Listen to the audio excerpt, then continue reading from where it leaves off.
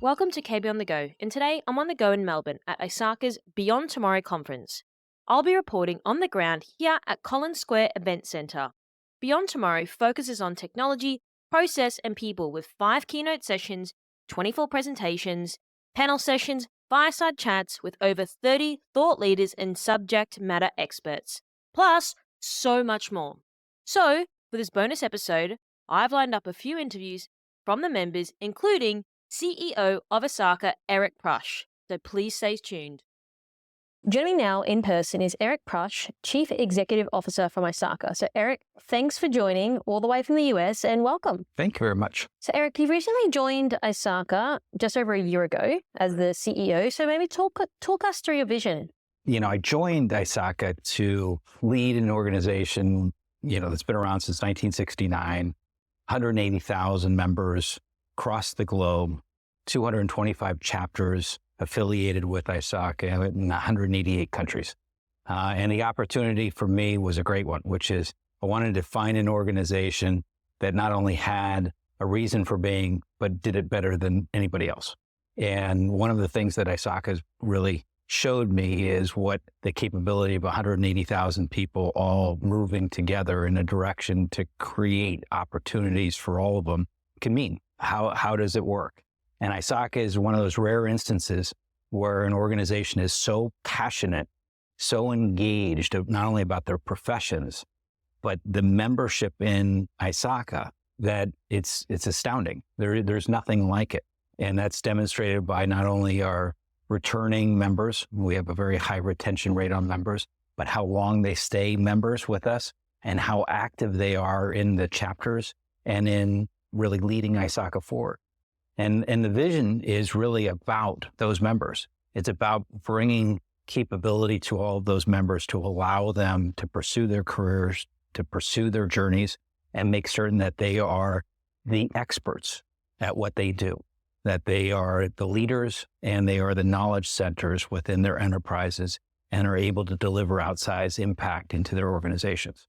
That's what we do every day. That's what we wake up, and that's what I get excited about. Do you sort of go on the ground a lot and speak to the members? So you're sort of hearing it at the coalface around, what people are up to, what's happening, what's their viewpoint. Are you doing that a lot? Consistently.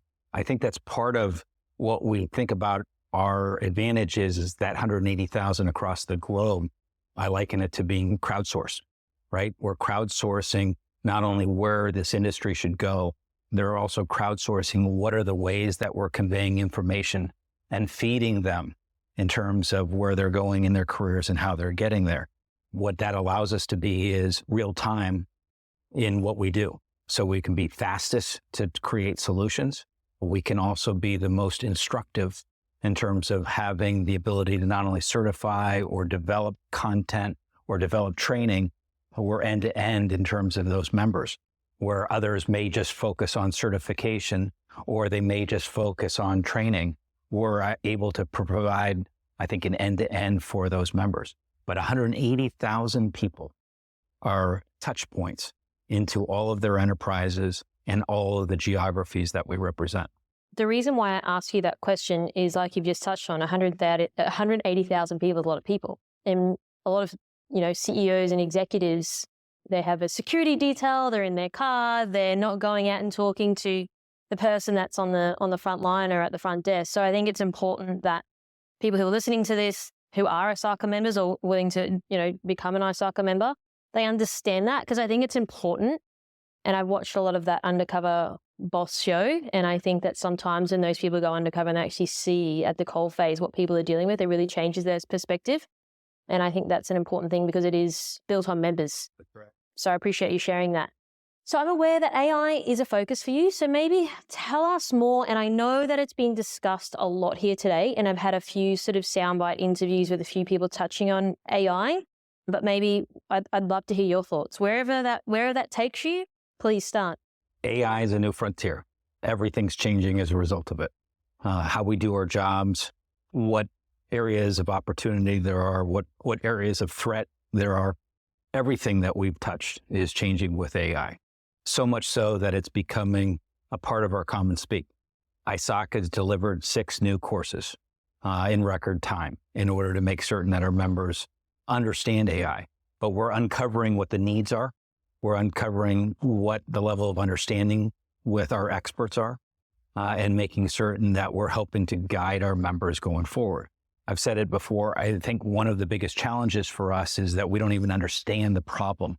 Cybersecurity, IT audit, risk assurance, governance don't even understand yet the quantity of the problem, the proliferation of the problem, much less develop the solutions. And we are doing that every day, not only using our 180,000 touch points, but making certain that we're providing as real time as possible the understanding to help guide our folks to be able to deliver for their enterprises. And to me, that is something that's unique because of our network. And it's something that it creates an opportunity for us to influence regulatory bodies, influence governments, influence enterprises along the way. And that's what we need, is a collective force around that. But AI is a new frontier, and we're excited about it. We think we've got a major role to play in it. These 6 courses are just scratching the beginning surface of it, but we're evolving to a point where we're speeding up the knowledge. We're getting it to market faster and faster than we've done in the past, which is also making certain that we're responsive to the needs of our members. And remember, our members aren't our customers. Our members are our stakeholders. And when we think about what we're trying to equip them, it's not to sell them a product. It is to make certain that they're informed, and the most informed of anybody within their enterprise. That's a much more aspirational goal.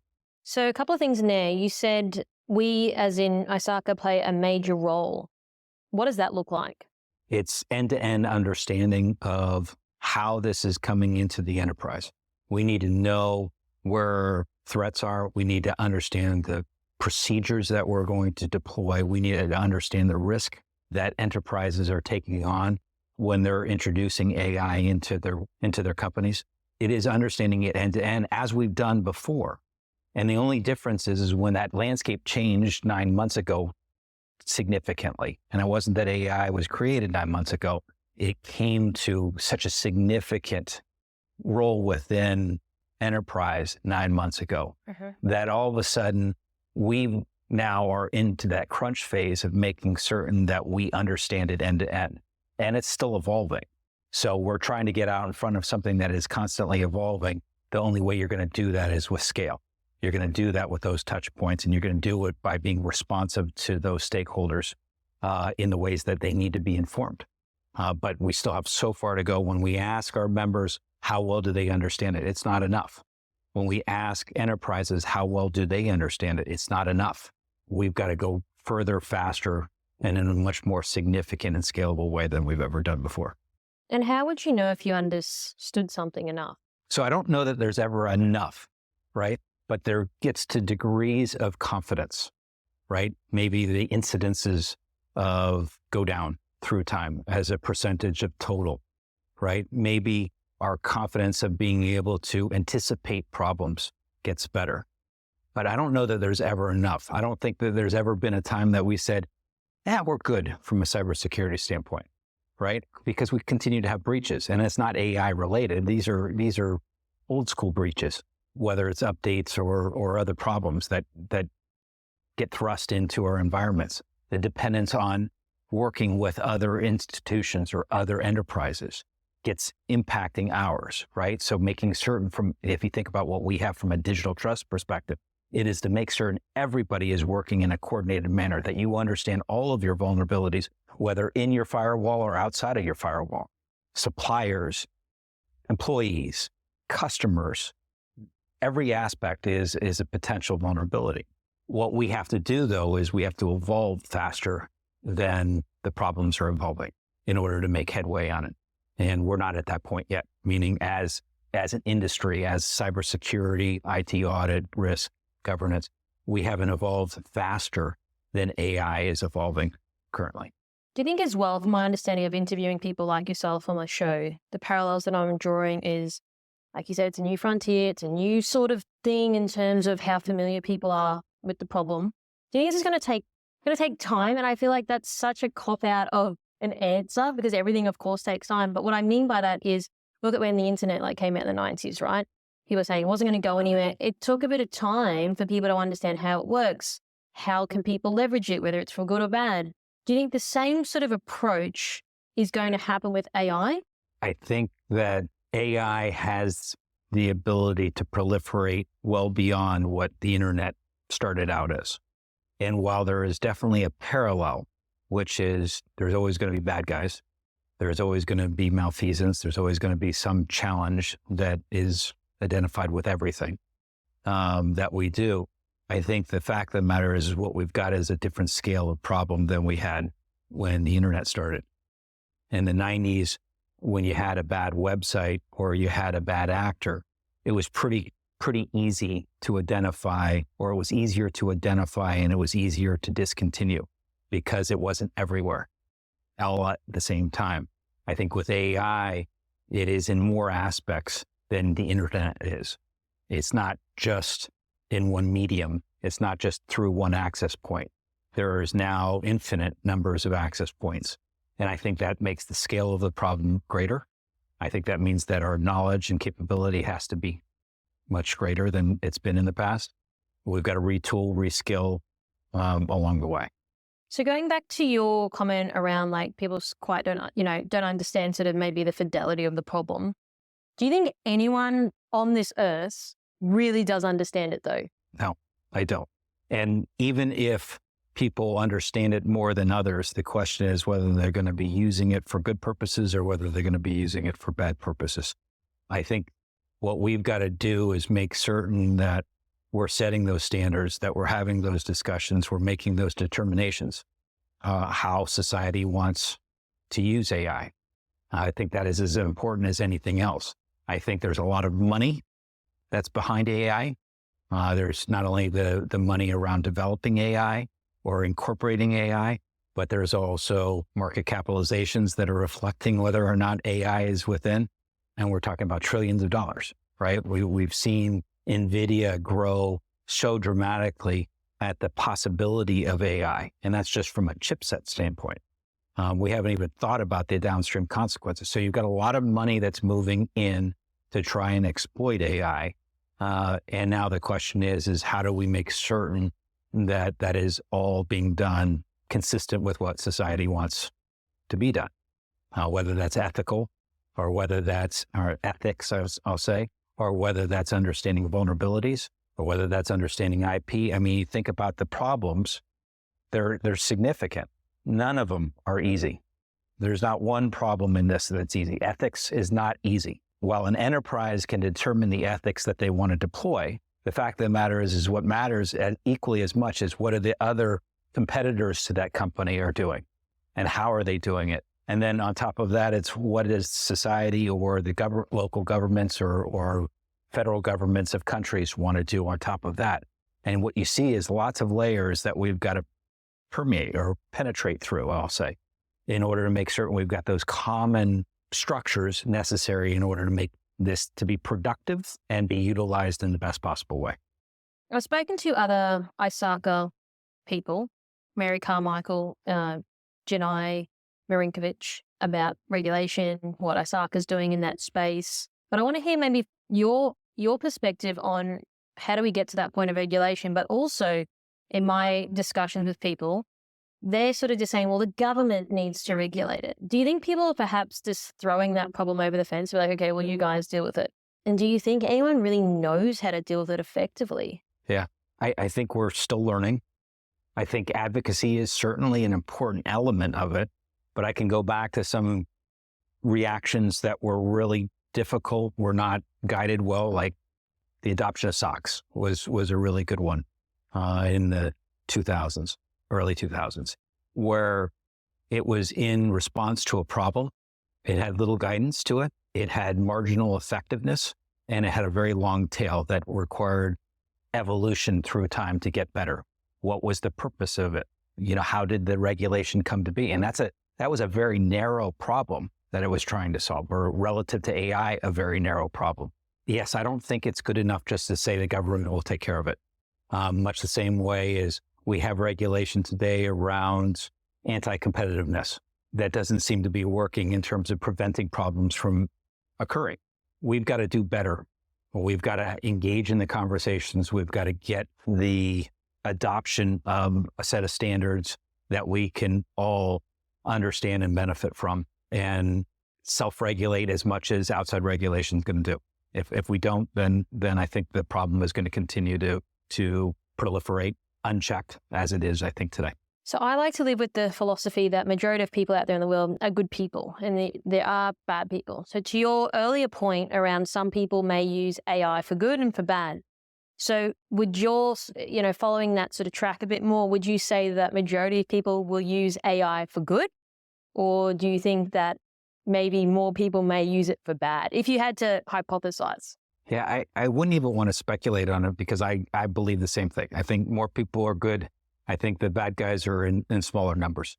And I think that when acting for good will stand the test of time. And if you're acting for bad, it will be short-lived before somebody figures out that problem. I think we are paid to make certain that we enable organizations to grow.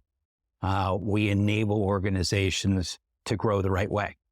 And if you believe that people are good and they want to be a part of good long-term standing economic value creation, and that the organizations behind it want the same things, I think we'll get to the solutions in short order. I think the problems will be very clear over time, and there'll be a long tail that we're having to overcome, just like we had a long tail on the internet, just like we had a long tail on cloud, just like we had a long tail on personal information and security. It still persists. It's just getting more infrequent, just like breaches in cybersecurity are becoming less frequent, but we're still occurring. They're still coming along at a pace. So maybe just following the good side of AI, I know that, people are adopting it in good ways. So is there anything like any sort of insights or observations you'd like to share with how businesses are adopting AI? Yeah, I mean, I think that what AI is doing is it's maximizing the contribution of individuals. I think we're able to steer to higher value rather than necessarily low-end monotony. And that doesn't displace people. What it does is it effectively makes them more productive, possibly more creative, possibly more efficient. And to me, that's good. That's continued evolution. We haven't seen the capacity of people yet. And therefore, I have 100% confidence that people matched with AI is going to contribute a lot more than just people or just AI. So to me, it's fascinating to watch people evolving around what these possibilities are. Now, I know you have spoken at your fireside chat. Maybe share a little bit more about what that was about. So, what we're trying to do is make certain that, one, we're informing folks about what we're doing as ISACA. While our members are engaged, I think there's always a question about what it is that we're doing in order to take it. So we want to make certain that we're having a great conversation with our members and that they know the direction that we're heading and why we're heading in those directions. We've certainly got some compelling growth initiatives scheduled for 2025. We're certainly going to continue to build on making certain that we're bringing more members in, that we're bringing newer people, not only academic institutions, but making certain that we've got a good on-ramp into our membership. We also want to make certain that we're adopting to this AI environment and that we're thinking through our certifications, our training, and our knowledge bases in a productive way. But we're building infrastructure too that make it easier for members to find what they need all along the journey. And given that we handle all of these domains and we're somewhat unique in terms of the domains that we handle as an association, that allows for a lot of customizations too. So we're thinking ahead on what may be required of our members, and always with a common backdrop that we want them to be the experts. We want them to be the go-to agents within their enterprises to be able to drive the solutions to these problems that persist.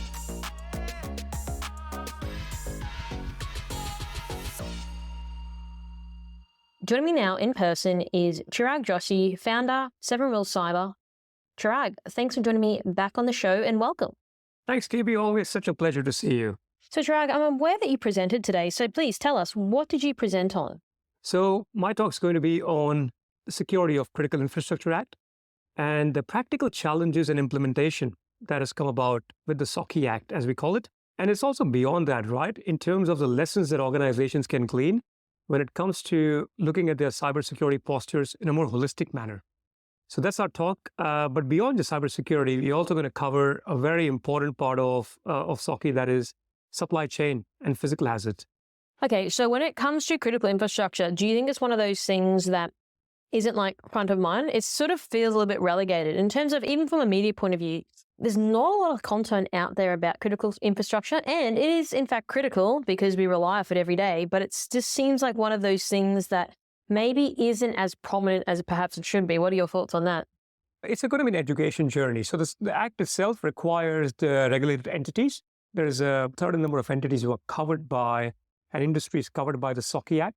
Within that, there is a specific cohort who are deemed as systems of national significance. And those are so the requirements that apply change based on how critical you are to the entire economy, to our society and stability. Now, to your point about we don't hear as much, I think part of that is governments trying to change that. They're trying to engage more with industry and educate them. Now, there are some organizations who might be critical infrastructure, but are going through a maturity journey. And there is an aspect of what I call is, even if you put SOCI aside for a second, go back to good cyber risk management practices. So there are certain frameworks that are advocated as being good practices, which most of our listeners might be familiar with if they work in cybersecurity or associated. So the NIST cybersecurity framework, Essential 8, the Australian energy sector cybersecurity framework, AES-CSF. So there are some which, that's why I almost put the SOCI aside, good cyber risk management, and then SOCI can be part of your overall hygiene, and then the requirements that come above and beyond that can be accommodated based on your business. Okay, do you think, I'm going to ask a real basic question. Do you think people in general just get the SOCI Act? I mean, there's a lot.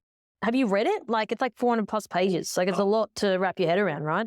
I've had the pleasure of enjoying that read, KB. But you're right. There is the aspect of, there's a lot there. And I tell people not everything applies to everyone, right? So I think there's an education aspect. At a very basic level, people need to get a handle of, what their asset inventories are, which key controls they're implemented for things like incident response planning, incident response notifications, vulnerability management. So it goes back to not groundbreaking stuff. It is still, good practices now that are required.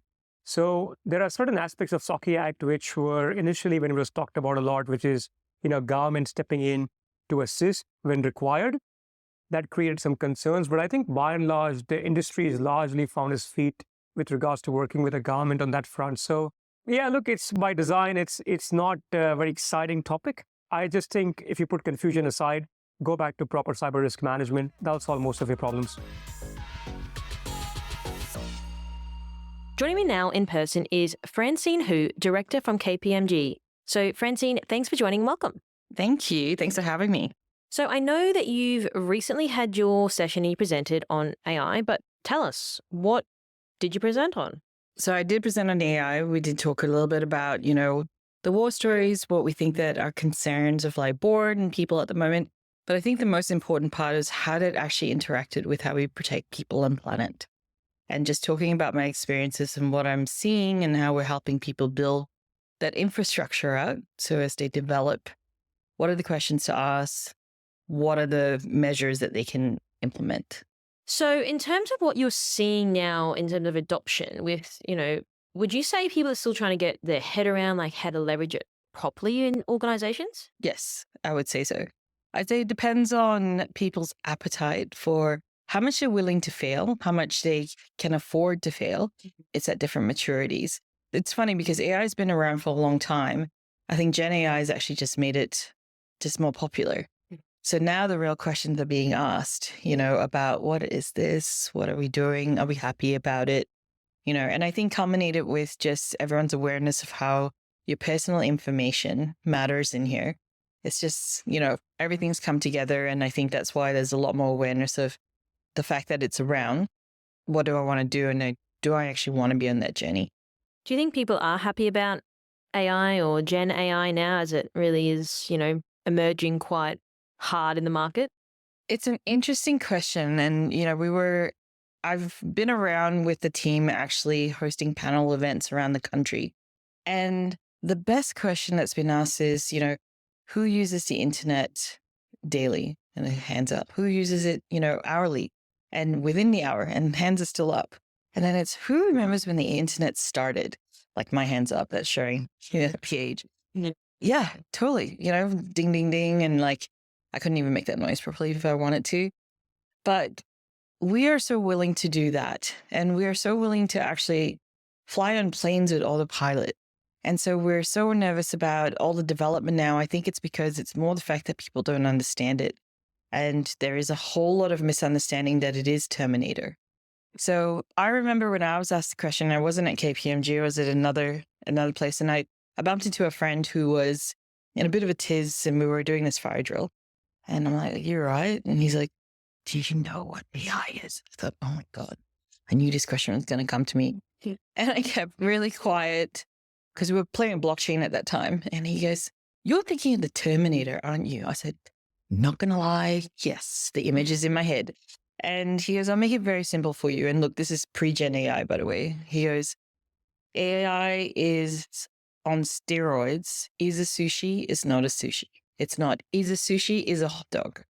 He goes, so if you think about humans and how we make our decisions, we're just really fast at distilling if yes, if no's, if can, if not, and we can do it all parallel, and the machine just keeps moving that way. And that blew my mind because I went, that's what it is. And then I started thinking about how we orchestrate and engineer.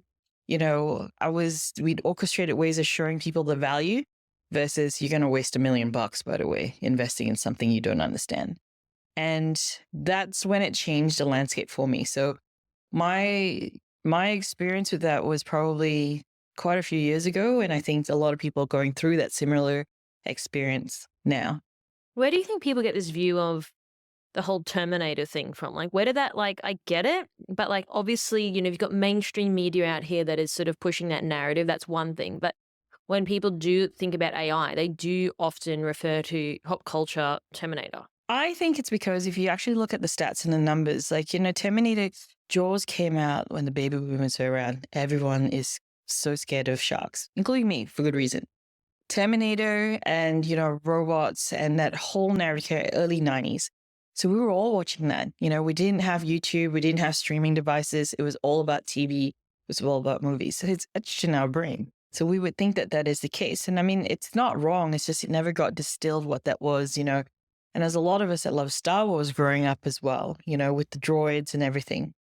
So there is this, I think, misconception in a lot of people's minds that when you look at robots, things that organically move, they're saying it's AI. What they don't realize, and this has been a great education process for me, is that you're looking at a whole series of automation, integration of data, a good user experience, and then there's a piece of artificial intelligence that generates from that. And in some of the very basic stuff, it's more the automation and the UI than it is the AI. Joining me now in person is Jamie Norton, ISACA Board of Directors, who has recently been appointed. So, Jamie, thanks for joining and welcome. Thank you. How are we? Okay, so you've recently been appointed to the board. So maybe, share what has ISACA sort of been to you? I know you've got a long tenure with, the chapters, etc. But, perhaps share a little bit more about your story. Yeah, so I've been involved with ISACA now for nearly 20 years. Started off early career, focused on certifications and attending training and industry updates. And it's really, ISACA's really been with me, I guess, for most of my career, being involved with the community, being, certifications and more recently involved on working groups and now the international board. So for me, it started out very much about certification and training and helping me get experienced. But as I've become sort of more, aged and become more senior, it's now just as much about the community and having good people around me and, being able to help the industry and give back. So it's really been a good journey for me. So in terms of, last 2 days, there's been multiple sessions, AI has been one of them. Obviously, it's a concern for people. But with your background being the previous sizer of the ATO, perhaps what are some of your concerns then for this cybersecurity sector? Yeah, I think, as we've seen here in the last couple of days, the AI is definitely a big one and it's very much an emerging threat. We can already see the potential challenges, facing us both from a governance perspective, but also, in terms of just malicious actors using AI and being able to harness that to, just increase scale and also, sophistication, I guess, of attacks on individuals. But I think also at the same time, we still have this double speed happening in cybersecurity where basics are still really tough for a lot of organizations. So just getting that basic hygiene and doing the key things we need to do is still very much a challenge, whilst at the same time we're dealing with emerging threats like AI and sophisticated threats. So it's why I guess our industry is so challenging to stay ahead of. It's sometimes hard to do the basics and keep focus on, the emerging threats at the same time. So then on that point, you are right about the basics and the patch management. I always go on about that in my interviews, but we're talking about companies are still trying to get those basics right, as you would know. So now we're talking about AI, which is like obviously spawning into this new sort of area and new terrain for people. So would you say that perhaps like we need to be able to crawl first? Now we're sort of like running in the Olympics by the AI sort of, that's my analogy for AI in comparison. What's your view then on that? Absolutely. I think you can't run before you crawl. So getting those basics right at least gives you a fighting chance to then look at the next level of sophistication and how that might impact. Unless we have our basics done, we're going to struggle to even, combat some of these more advanced threats. Even the simple threats are going to take us out. So definitely getting those done, patching, as you say, multi-factor, some of these kind of things. The essential aid essentially from government, that kind of governance is really necessary, I guess, first, and then starting to look that's really an enabler, I suppose, for targeting more sophisticated threats. And then with my previous discussion with Erik Prusch, the CEO of ISACA, who flew here for this event, he was sort of saying like no one really understands like AI like fully. Would you agree with that statement? I think so. I mean, we're seeing some people starting to emerge that have certainly been involved with it now for a few years, but it is a really new phenomenon. Unless you're an academic with coming out of the university sector, most of us have only really had the last couple of years where we've just been paying attention to this, and perhaps only the last 3 to 6 months where it's become more and more prominent. So I think we're all in a pretty similar boat. We're all sort of grappling with what this means. We're at a bit of an evolutionary stage where we don't quite know where this is going to go. So we're just trying to get the governance right on it, make sure that we're as prepared as we can be, but also the governance right for AI in our own organizations too, because increasingly security solutions and as an industry, we're adopting AI to help combat what we think is coming. So just trying to keep it in the pace of it at the moment, I think is the key initiative for us. And where would you say AI is going? Without a doubt, I think from a threat actor perspective, we're going to see AI. We're already starting to see AI being used in terms of scams and the cybercrime element. Without a doubt, that'll become mixed in with a bit of nation state as well. So we're going to see sophistication there that's going to, and a scale too. So we're going to see the scale of these attacks just increasing and increasing. Scams are already just ubiquitous. So I think that's certainly going to happen. On the defensive or the sort of blue team side, we're going to see AI. Most vendors have already got something AI in their product. I think that's going to increase. And then the amount of decision making, I guess, in terms of what AI will do for us on a daily basis will grow as well. And so we'll have to start to balance those two elements. Joining me now in person is Kate Raulings, ISACA member and speaker today at the conference. So Kate, thanks for joining and welcome. Thank you so much. Now, Kate, tell us a little bit more about what you discussed today. Well, my sessions was called Do the Basics or Beware, and it's looking at my time consulting and supporting organisations through incident response. And it's really the lessons that I've learned, the 10 lessons that I've taken away from supporting those organisations. It's the basics because there's some really practical, simple things in there, such as patching applications. Everyone goes, oh, but that's basic. Everyone should just do it. But it's how to actually make sure you're doing it properly and doing it well and you've got full coverage. That's one of the lessons that we've talked about today. So Kate, would you say, we often in cyber talk about the basics, but the basics don't appear basic. It appears difficult and hard and complex. What are your thoughts on that? Yeah, I would completely agree. I think basics are there because everyone knows they should be doing it, but getting it 100% right 100% of the time is the challenge. And an attacker has only got to get it right once. When you're on the inside of an organisation, 100% of the time, 100% of the coverage, and that's where it becomes challenging and problematic and difficult. Some of the other incidents and the lessons that I have learnt, technology alone won't save you. It really is, as the conference title states, the combination of technology and process and people. Joining me now in person is Richard Magalad, Managing Director at ITR Australia.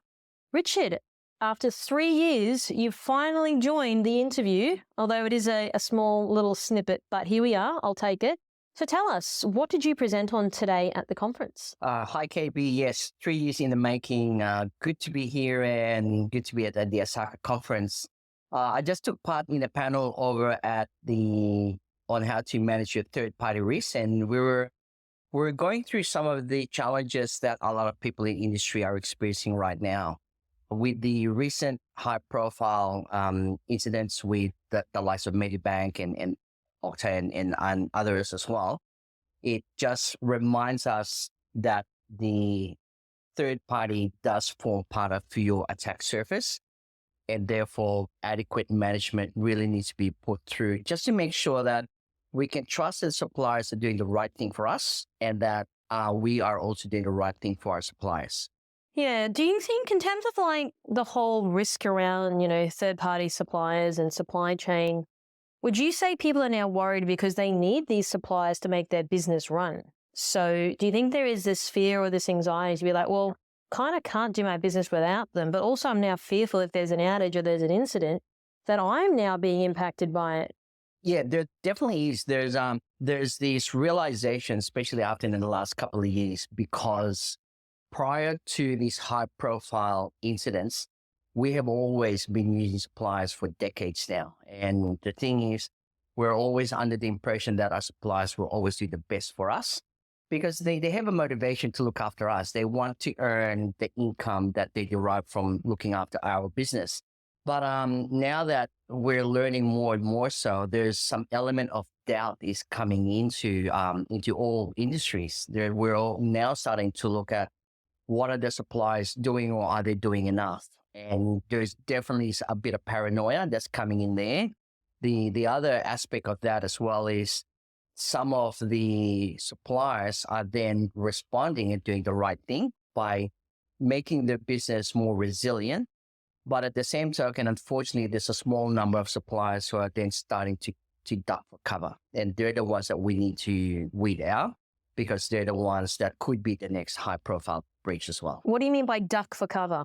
So in some of the instances, I've seen some supplier cyber questionnaires that's been published that distributed by the organization.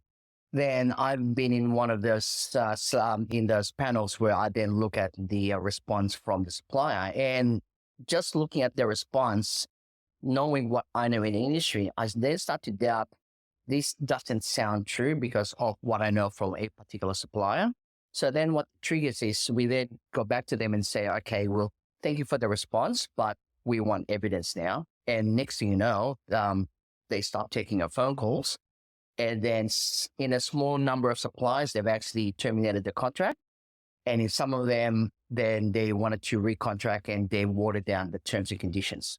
So that's a red flag because why would a supplier of mine that's been dealing with me for 10 years all of a sudden have left me after I challenged them for evidence? Or why are they watering down the terms and conditions with a lot more exit clause? And so, and look, it's a good thing because we now know what we didn't know. If we can weed out some of the bad operators, then that's better for the industry as well. So what was the result of that? Which one was it? So some of the suppliers, we had one where there were some software suppliers that were providing some sort of kind of not a CRM product, but a product that ties in with CRM. And there were some privacy questions in there that was asked within the questionnaire. And when it borne out, could not attest that they were looking after the privacy properly. And after failed phone calls, they said, you know what, that's it, we're out. So at that stage, if your supplier does not communicate with you, the customer, after like 2 weeks, a month, then, it's time to change suppliers as well. So some have left, whereas others are watering down. And in those cases, there's still negotiations that's happening. It's like kind of negotiations where I think there was a mea culpa moment where the supplier goes, look, we weren't doing as good as we thought we were. We still would like to service you, but we'd like to change our terms and conditions, which means that they're doing less work for the business. But so in the end, by the supplier doing less work for the business, less risky work. That means they continue to be a good supplier, a good third-party supplier for us. But it also then allows us in the organization to then go at another supplier that is better, that manages the risk much better as well. And would you also say that people have just ghosted you? Never have them ever again? Yeah, look, it's one of those things in the industry, and I think it's not just the cybersecurity industry or the tech industry for that matter. It's the good old, I think I just got caught, so time for me to go running for cover. So yes, they some suppliers have done that, and sadly, some of them have even in very small cases, it's the word where they close shop and then gets reborn into another one, and then so they've pretty much done that. So what happened is you'll have this business that was delivering goods and services to other companies, then they disappear, and then the new one, the board of directors, or rather the managing directors and the shareholders are the same. So different ABN, different name. In some cases, they've even registered in a different state.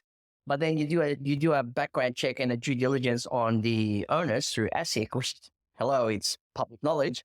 Then you see it's the same operators. So red flag for that one. And some of the other ones that we found, which is actually a good outcome, is some of the small providers have actually been bought out through this process. So a larger mothership, we'll call, just bought the small operators and put them under the wing. And because that the bigger company had good controls, good policies, good everything, then everyone's happy. That's because we're managing the risk better again. It's interesting how the focus is not so much, we don't expect the supplier to be the best super secure business. We want the supplier to show us that they're managing the risk best they can. So joining me now in person is Sam Mackenzie, cybersecurity committee member from ACS. So Sam, thanks for joining me back on the show and welcome. Hi, good to be here. So I know that you have had a chat today and you've presented something. So please tell us, what did you present on today? I'm really interested in cybersecurity for critical infrastructure, and I had some guests join me on a panel talking about control rooms. And control rooms are a key part of how we manage and coordinate our critical infrastructure so that we can get good outcomes, better availability of the services. And those services might be the power grid, they might be the transport network, or other areas like airports and things obviously have control rooms as well. Yeah, and I know that you and I did a deep dive focusing on critical infrastructure. So what do you think people sort of miss when it comes to critical infrastructure? Is it more so just they think, well, I can just turn on the light and the power works and I don't have to think about the mechanics of, how it functions? Do you think it's that and people aren't actually focusing on, well, what happens if the thing isn't working and we can't have access to power, for example? Yeah, I think, and even when I talk to people about it at social events, they don't really have an understanding of what it is. And I think the general population, it's not really up to them to know. I think they're just expecting to rely on those services. Like you say, you turn on the tap, you want the water to come out, you turn on the light switch, you want the power to work. I actually grew up off-grid for power and water. And so I have experienced that through my childhood. And it drives me to have a keen interest in making sure that people don't have to experience that. And so that's what, one of my passions around helping, secure it, helping make it available and supporting, the public in not needing to worry about it. I think the challenge is that the threats landscape has changed over time, and the threats are actively targeting and attacking this infrastructure that we've got. And we've walked into a situation where the technology use across these most essential of our services has expanded significantly. So in terms of your presentation, what would be some of the key takeaways that you'd like people? And I know that not everyone could be here in person today. That's why we wanted to put together this interview to discuss maybe there were some learnings that people can sort of walk away with. I guess the key thing that I'm trying to drive, and through the conversations that I'm bringing people together across discipline, across sector, is for better security, better cyber safe outcomes in regards to higher availability, harder threat targets for the bad actors to attack. And so I would encourage people to collaborate across discipline, cross sector, because I think that's where better outcomes occur.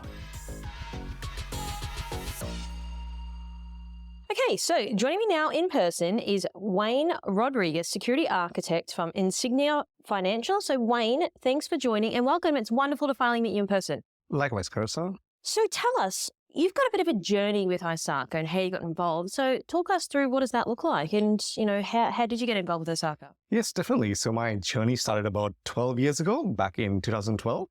Interestingly, my dad at that time was a heavily involved member of ISACA. He was part of the professional development subcommittees and part of the various director positions in there. He really encouraged me to just join on as part of a student membership. So just attended some of those, got my head around it, and it seemed really keen and really interesting. And then when he moved on to his presidency at the ISACA Melbourne chapter, just got further involved there. So it's been about 12 years now, and got myself heavily involved, following in his footsteps, helping out the various other directors over here as well. And so when you say followed in his footsteps, do you mean in terms of the trajectory, or in terms of just, being involved with the chapter, for example? Pretty much both. I think he was an inspiration for my career as well as volunteership and giving back to the community. Just following on in terms of his career, really loved the aspect of cybersecurity and securing businesses and processes. It really piqued my interest, and hence dove straight into cybersecurity. And in terms of volunteering and giving back to the community, he's always been a core part of the community, just always giving back and creating various openings and entries through his leadership. So just following on to that, just trying to give back wherever I can as well, and helping out. So you said before, giving back to the community. So I want to focus on that a little bit more. So there's obviously, got ISACA, you've got these other sort of, independent sort of groups and memberships and all sorts of things. But what does giving back to the community look like for you? I currently have about 10 or so years of experience in the field. I definitely believe that I can help the new entrants into cybersecurity. I can help the current candidates and professionals in upskilling and moving on to the next stage of their career. So just giving them some of that guidance and insight into my personal journey, any tips and tricks involved in that, and just sharing some professional advice as well along the way. So do you have any tips or tricks then you want to leave our audience with today? I think definitely events like this definitely help. They not only spark your interest in certain areas, they also provide you an insight into aspects which you might not even be aware of. Not only that, you get to meet wonderful people. This always helps build that. And there you have it. This is KB on the Go. Stay tuned for more.